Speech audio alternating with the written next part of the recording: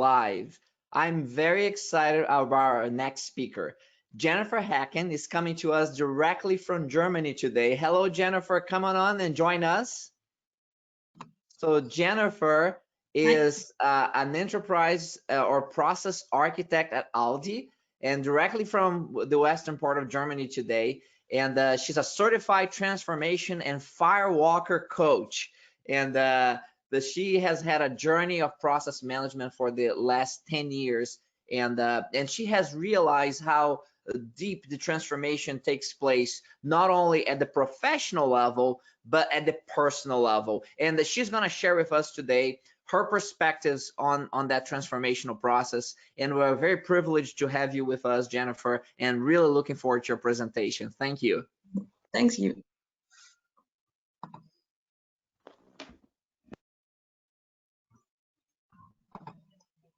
So, hi everyone, hope you can see and hear me good.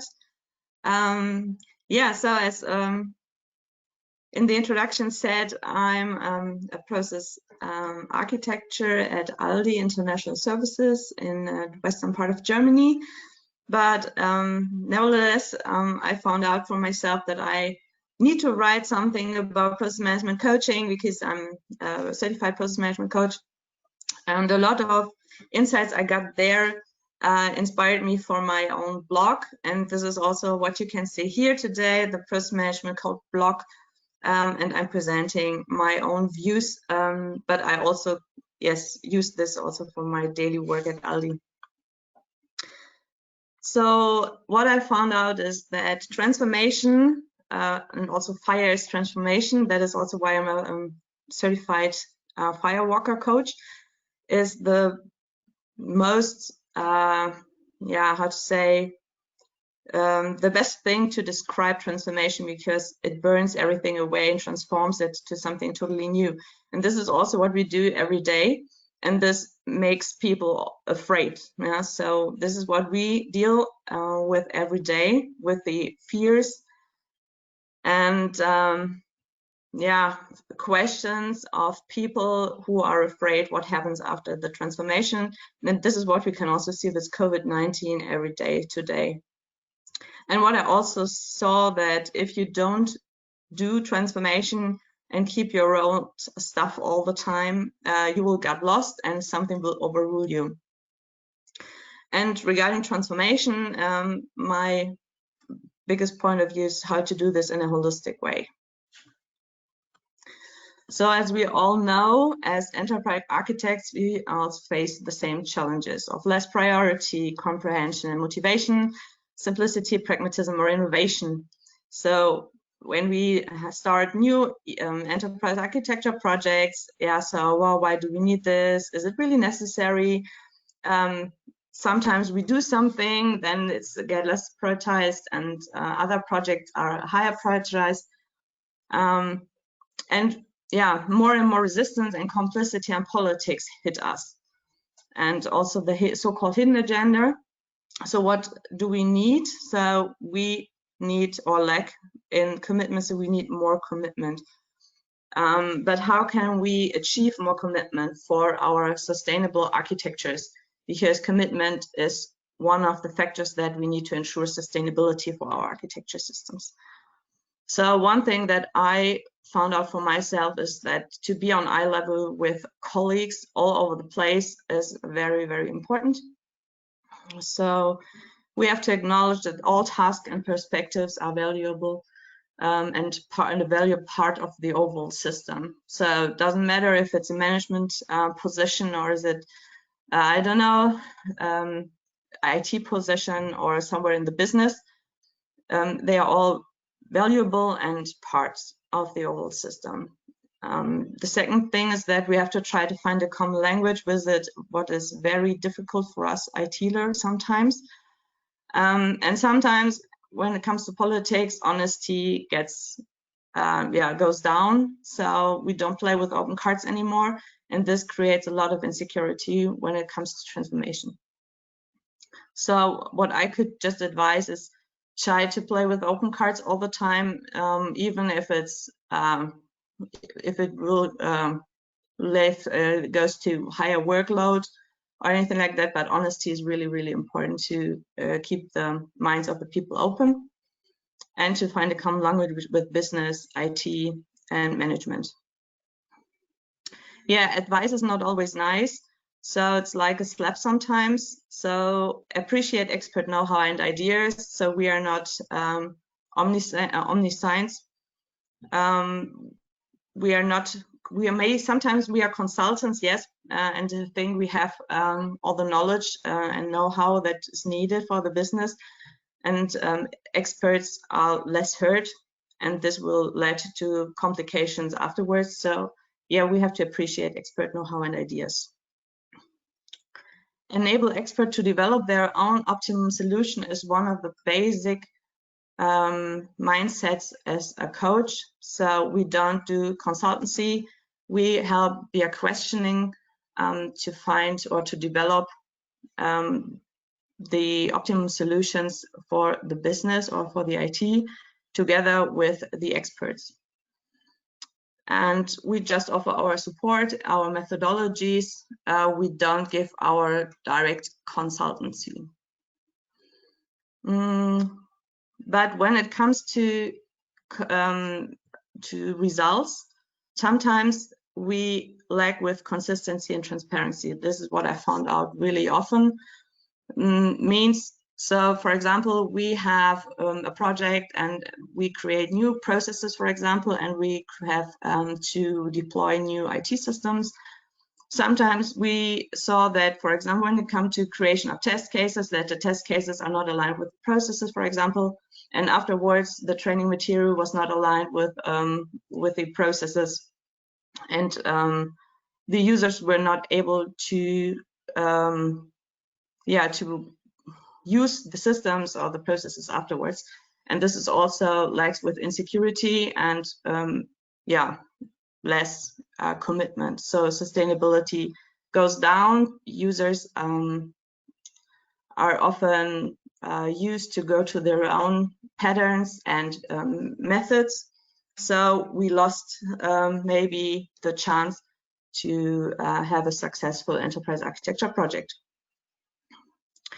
And also early and continuous communication across all hierarchy levels sometimes is not the best developed thing we have in some companies. So because the management is informed, but the users afterwards are not informed, they work on something else or on a different approach because they haven't reached the communication afterwards. And so also their chance missed to have a successful project. But why is that the case that we currently lack with our commitment? And one of these is, and I think Mark McGregor already told it and on the first day in his keynotes, that EAs often have only a technical or maybe a business focus, but we are missing a people-centric view or a holistic view. So we have also, we try to strive for end-to-end, cross-end-to-end processes or for cross-end-to-end data flows, but we don't have the people view with us. We only define extrinsic motivated KPIs, intrinsic values, targets, and motives of people are that are hidden, will not or are not be taken into account, and this also leads to a lot of resistance. And the KPIs are often defined in silos and not within a KPI architecture. That means we have a conflict of objectives sometimes. I give you an example. I had, I think 8 years ago, a process, an analysis, and the buyers got an incentive when they bought stuff with a lot of payback from the supplier. And then they bought thousands of pink skirts, but that will never be sold.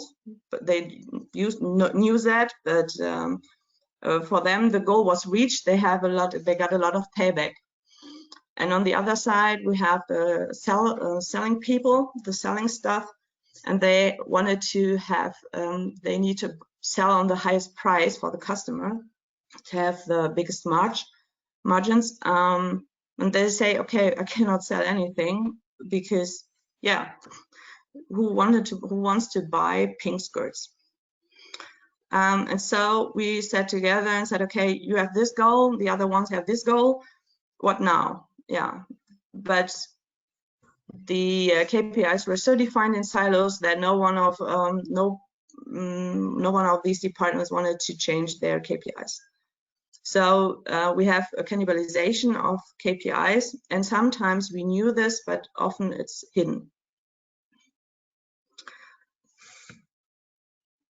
And these resistances and cannibalizations of targets are sometimes obvious first after the deployment of changes or in the training of or communication phase of the deployment.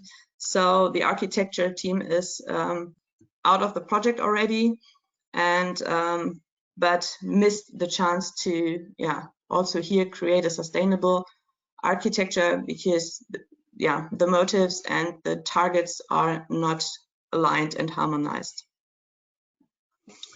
So what's the biggest problem then for us? So this is that we don't think in overall systems. We just think also in our architectures, and but our global economic system that is composed of companies or organizations is also created and organized by humans and designed by humans.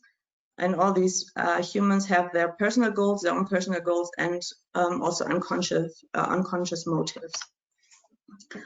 And that means, and I think you all know this iceberg model, that transformation processes change or trigger a lot of known and hidden systems and artifacts. But we sometimes only talk about the known one. For example, here I wanted to show you that we have natural systems like people, so only people are the natural systems, and we have designed systems like org structures, applications, strategies, data, and governance. And we have also bionic systems like processes or communications, because here IT and people are working together hand in hand. And we have a lot of green natural systems and artifacts below the waterline, and they are all green because only people or natural systems have these hidden agendas or motives and goals. And this means that if we just work with these transparent and known systems and artifacts, we will not create long-lasting and sustainable architectures, because people will get resistance and will try to go back to their own patterns and ways of working. So what can we do to get a commitment for a system change? So first we have to explore the roots and goals of and motives of subsystems. So subsystems are people in this case are people in a company. And they want to have answered the question, what's in for me? And this is what also change management people always ask. But I think in enterprise architecture, this question is not known or not well known or not well known enough. So before I start changing something, and it doesn't matter if it's an IT system, if it's a process, if it's whatever, I have to ask what's in for me and what's in for me for every stakeholder. And this is also the first step to start handling resistance and transformation processes. And this is also one of the key questions transformation coach is always asking.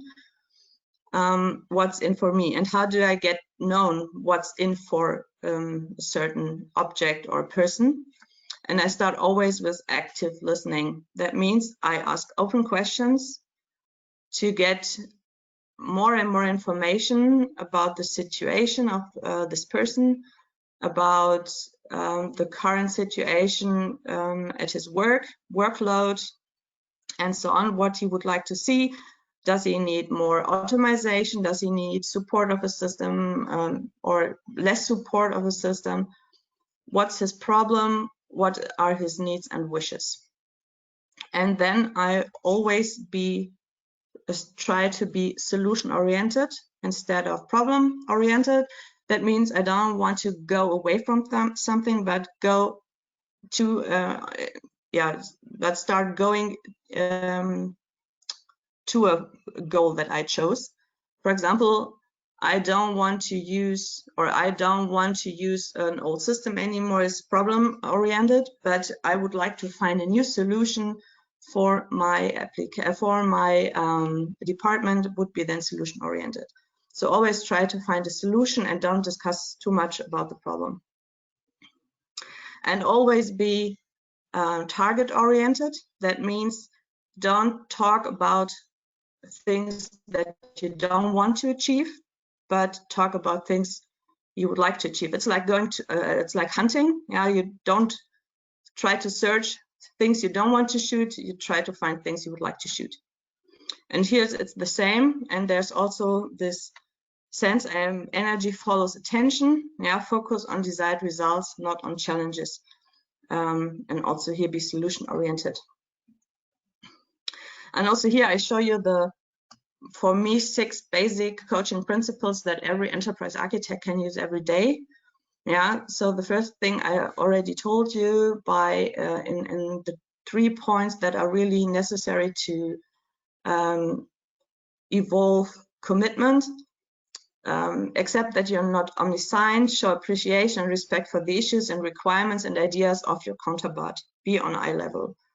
And yeah, ask questions why he would like to see something, why he needs something, why something is an issue for him, just to get more and more information. And also here, active listening and understand your stakeholders' requirements. Try really to understand them. Just ask questions, open questions.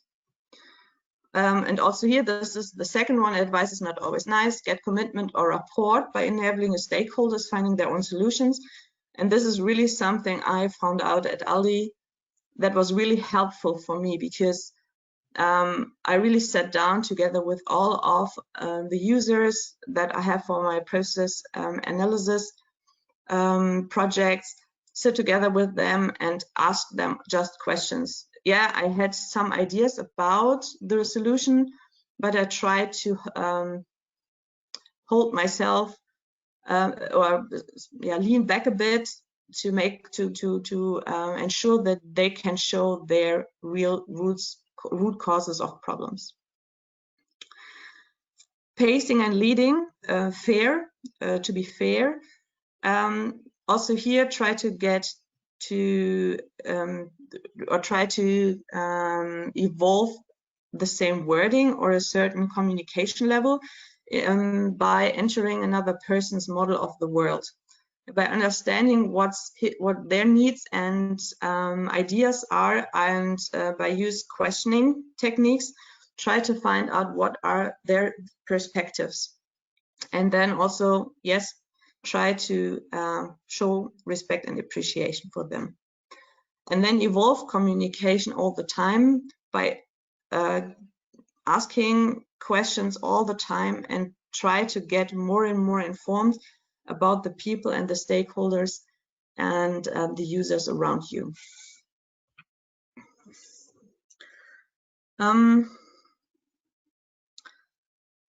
this is what, for me, is one of the most biggest problems that I currently have in my coaching sessions and also at Aldi.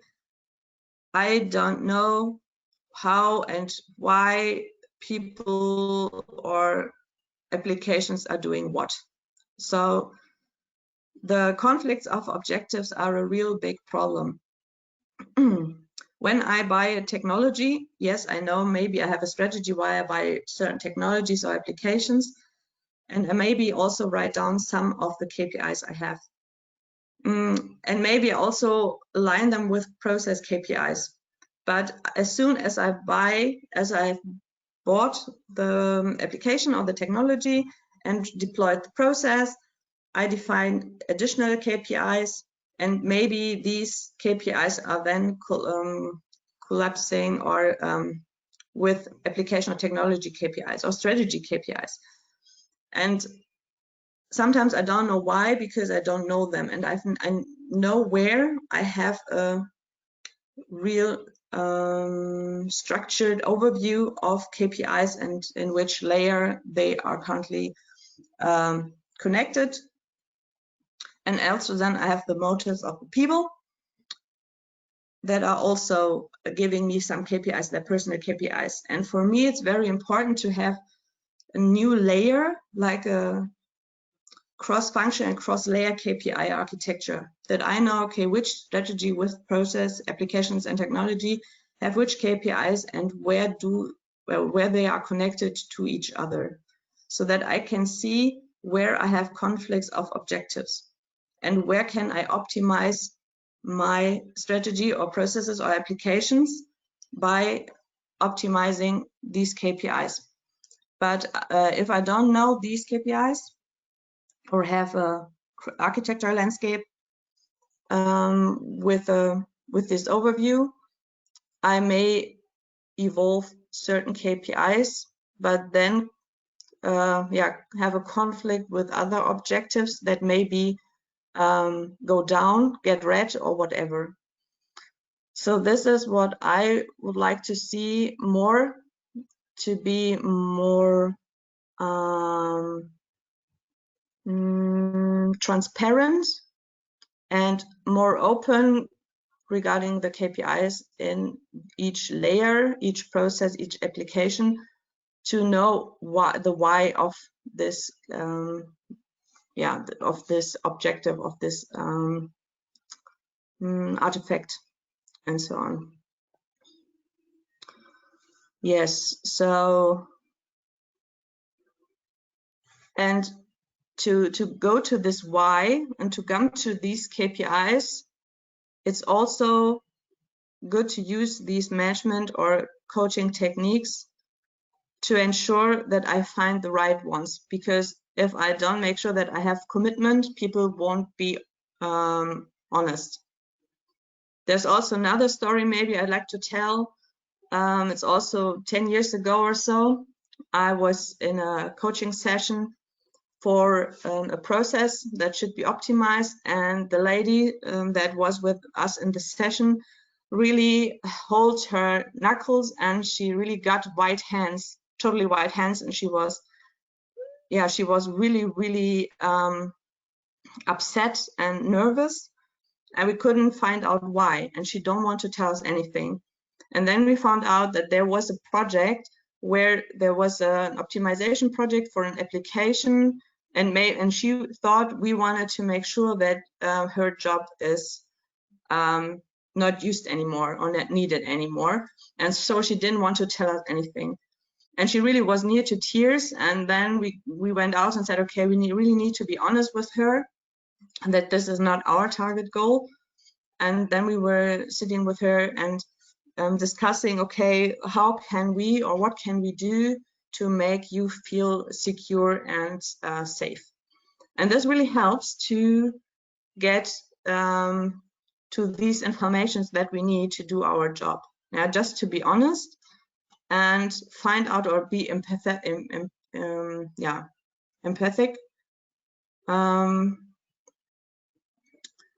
to try to understand her view and to try to be in her shoes, and ask questions. Now, what can we do? How do you feel? What do you need? All these questions can help to find out what the others need, and to create the right strategies and decisions for new processes and applications or architectures in our companies. So for me, the people are the real big thing around us. Get better networks, try to work with new working techniques like working out loud, design thinking, other coaching techniques that are used in modern times. Also, like having an agile coach for other methodologies like processes or yeah, enterprise architecture maybe. And this is what I try to achieve, being more or less an enterprise architecture coach, and then especially a process coach. So yeah, I think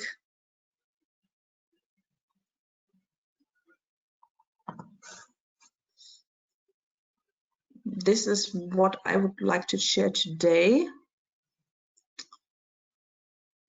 We'll see.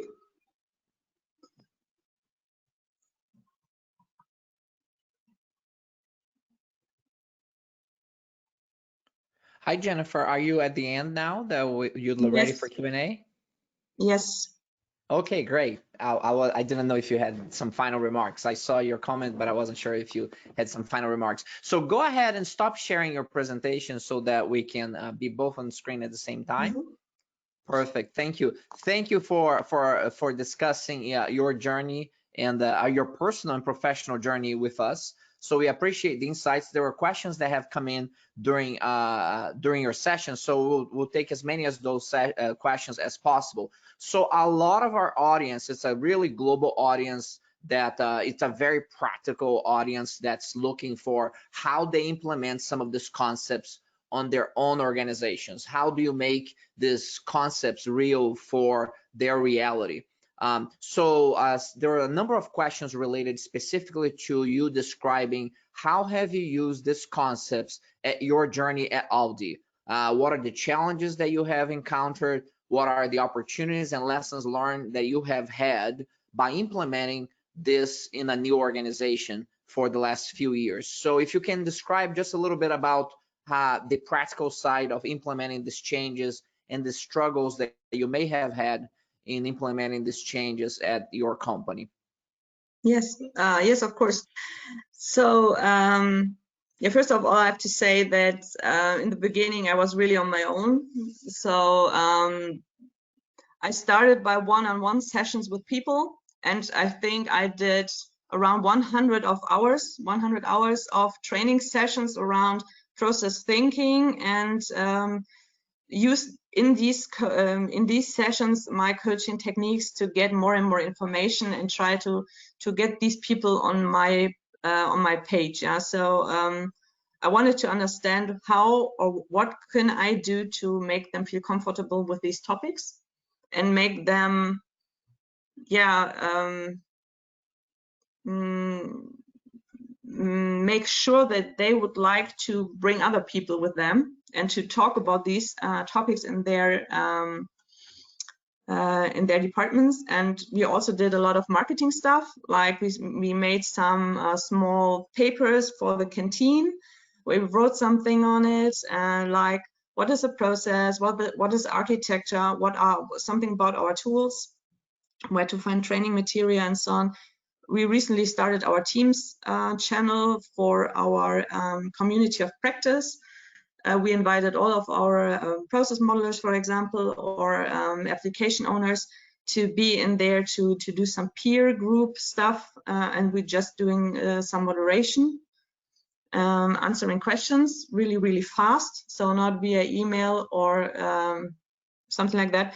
We also had a small coffee round every week for modelers, so that they can bring their problems with them or discuss new to be created methodologies or approaches.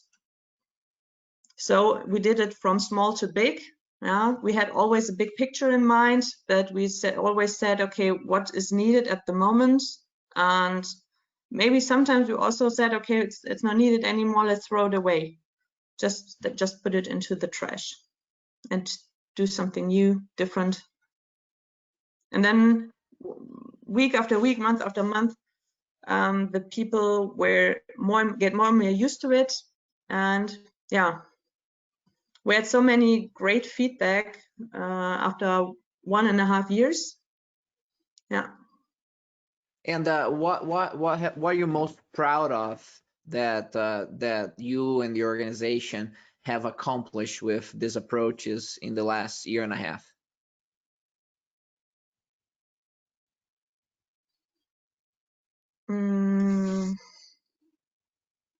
I think it's the number of people that now contacts us every week to get help or to get more insights, to get reports, to get informations. And this is also what we did in the past. We tried to create value. So we always said, okay, what could we do with this information that we now have to create reports, to create something, so we don't wait it for something or for someone to request something from us, but we just created stuff and sent it out and waited for feedback, and then created then a new report just with these information that are needed. And as soon as we got new information, we directly went into the management round and said, okay, this is what we have. Yeah, do you like it? Yeah, so a lot of marketing. Okay, so let me get in here. Antonio Urquiza, one of our participants, asks, he says, hello, Jennifer. Do you think that the EA team is typically very insulated or separated from the rest of the business organization? And then it further complicates the conversation with the business. Is that part of the problem? And what would you suggest to tackle that issue? Yeah, so in the beginning, I think enterprise architecture is something not really pragmatic. Yeah, it seems to be very, I don't know. I think the people thought we do something and then we push something out and they have to do something, but it was not a discussion with each other. And I think this was the problem in the beginning, that we tried to achieve certain approaches. And we said, okay, we were on a conference, said, yeah, good new approach, let's do it, but we haven't discussed it with the people around. And then we get these resistances. And by talking to the people about our ideas, directly say, okay, we have an idea, what do you think? What do you need? Could this be helpful for you? Or we ask the question a bit different so that they gave us some more information. We achieved a really, really good contact to the business and also to the other IT departments. And this was really, really helpful. But I think you need to work on a personal level, really to try to achieve good connections, a good network. Yeah, because you have to understand the needs of the people around. Otherwise, you would work just for, I don't know, the trash or for the Elven Tower, yeah? Yeah. Very so good. Just be pragmatic, have good communications around, talk to everyone, go around, do roadshows, yeah, all this stuff. Very good. Another question that the audience had has to do with the impact of this global pandemic in the business, and and the assumption is that your business has been heavily impacted by the events that have transpired in the last few months. Some of those impacts in your line of business may actually have been positive. You may have seen an increase in business level, as opposed to so many people who are completely shut down by everything that was happening. Tell us a little bit about what the impact to the business has been from the pandemic, and specifically what the impact has been on EA and the strategies that you had for enterprise architecture. Okay. I think the pandemic had no impact on our architecture at all, because Ali is currently doing a big transformation project. But what we did was more or less on the people level. We had a cooperation with McDonald's, for example, and I think everything goes a bit faster than before. Yeah, so before, for example, Teams was planned to be rolled out within, I don't know, 6 months, and then it was rolled out within 10 days. So I think the pandemic was helpful for getting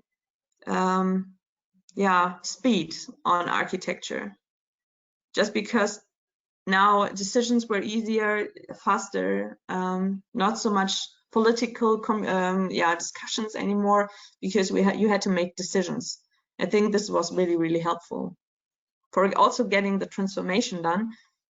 We had also written signatures, some cards with written signatures, and they went from hand to hand before, and then it was said, no, this is not allowed anymore, and then they said, okay, we had to find a digital solution, and all IT guys were said, yay, finally we can do this, before the business wouldn't go with us there. So I think for architecture, decisions were easier.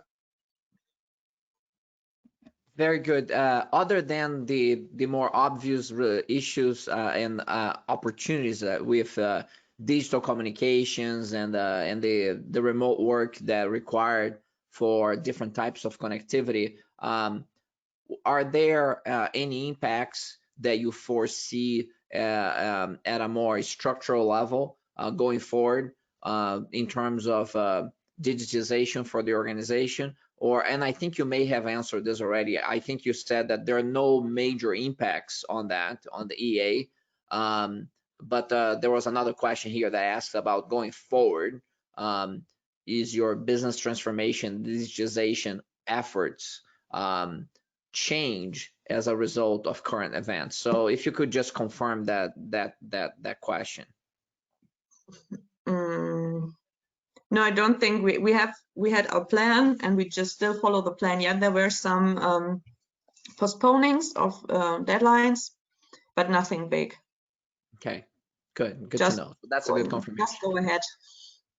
Very good. So the next question here comes from Michael King, and he mentions, as transparency regarding motives for decisions made in the past is one of your main challenges, which are your current approaches or methods to tackle that challenge?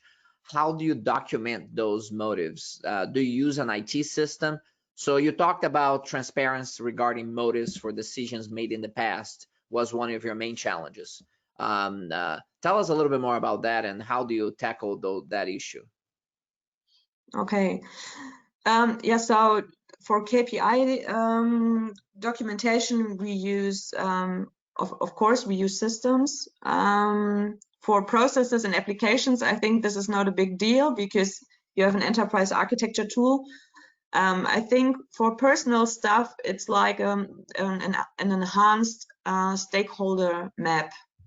So to know who is your stakeholder, but not really in person, not always person, because persons can change a lot, but like an enhanced org structure maybe. So to have somehow an org structure and then combined with a stakeholder map to find out, okay, who needs what.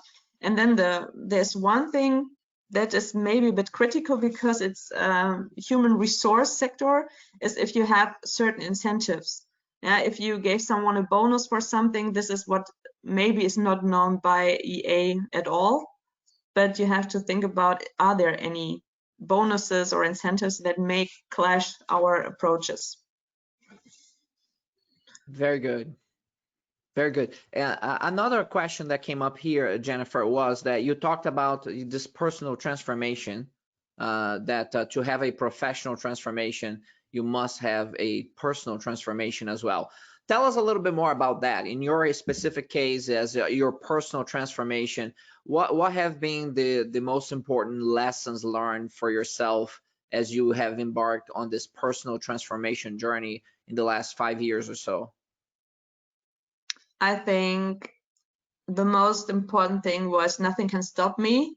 I just need to have a bit of courage to go, to go. And this was also what I learned when I did the firewalk training, that you have to do the first step, and the first step is always the hardest one. But after then, you have just to be careful, and yeah, you have to be, I don't know what the word is. You have to don't think too much about what you're doing. You just have to be to feel yeah, what's your gut feeling, and don't think too much. Yeah, so because our brain works with old system versions, so we had no updates since thousands of years, and the brain part where we are steered regarding if we should do something or not, we always have this small voice in our head that says, no, you cannot do this, it's too dangerous, because it tries to prevent us from dying, because it does not know if we die or not, because it cannot recognize. And then if you go over the fire or the coals, you can show your brain that you can decide on your own. And you're not this voice in your head. You're just, it's just a helper. Yeah, it's just a guide who would like to prevent you from dying, but you choose what you would like to do or not. And this was, I think, the main lessons learned I had in the past. And just do it. That's very good. Yes, I think that we have learned from neuroscience, certainly in the last decade or so, that the difference between fear and excitement is largely what your brain labels it. So it's very important that we understand those processes. So Jennifer, real pleasure to have you with us, sharing your expertise directly from Germany to the world. And we look forward to learning more about your journey in the future. And thank you very much for taking the time to be with us today. Thank you for the invitation, Jose. Bye. Bye-bye. Ladies and gentlemen, this concludes this segment of our presentations today, and our next presenter will be Peter Evans, the Global Continuous Improvement Director for Lego. He will be coming to us directly from Europe and sharing his journey at Lego and what they have done with enterprise architecture, specifically when it comes to building, to not build, but really build on their culture of continuous improvement and innovation.